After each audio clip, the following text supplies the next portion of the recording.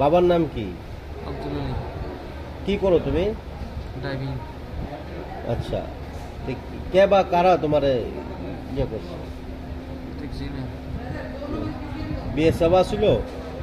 ওই তার কারোর বেড়ার কাছে।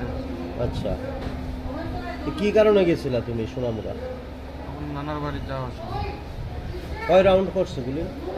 আমি দেখছি না তো। আচ্ছা,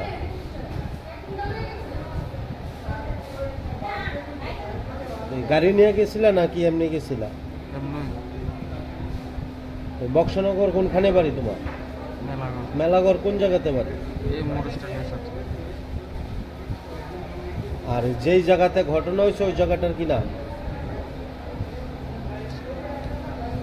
কি নদীর এপার কি জায়গার নাম জানি তোর? আচ্ছা, আর যে জায়গাতে তোমার গুলি করছে এখান থেকে তার কাটার বেড়া কতটুকু দূরে? 100 মিটার। আচ্ছা, তো ওই জায়গাতে যাওয়ার সময় কেউ বাধা দিছে না তোমারে? কেউ আসিল ওইখানে? কতজন আসিল তোমার সঙ্গে? আমি সিঙ্গেল? কি নাম কইছো তোমার? ইমরান। কি গাড়ি চালাও? তারা কইছে যে পেশেন্ট আছে ইমরান হোসেন বর্ডারের কাছে একটু হাঁটাচলা করতেছিল। আচ্ছা, ফর সাম রিজন বিএসএফ তারা বোধহয় কইছে দাঁড়াইতে আইডেন্টিফাই করতে, এই বোধহয় বয়ে দৌড় মারছে।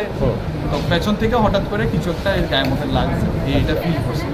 তারপরে তো সোনামুড়া থেকে রেফার করে আমরা এখানে আইলাম, আমরা এক্স রে করাইলাম, সোনোগ্রাফি করাইলাম, করাই দেখলাম যে পিঠের মধ্যে একটা ছোট্ট ফরেন বডি আছে, আচ্ছা, মেটালিক লাগতেছে। এখনই আমরা জেনারেল সার্জন আছে তার টিমের ইনফর্ম করছি, আপাতত পেশেন্ট স্টেবল আছে। সার্জন টিম এটা উঠাইয়া তার ডিসাইড করবো ঠিক এক্সট্রা করবো না কি করবো। আমরা প্রোফাইলেটিক কাভারেজ, অ্যান্টিবায়োটিক কাভারেজ যা রাখতেছে, পেশেন্ট আপাতত স্টেবল আছে।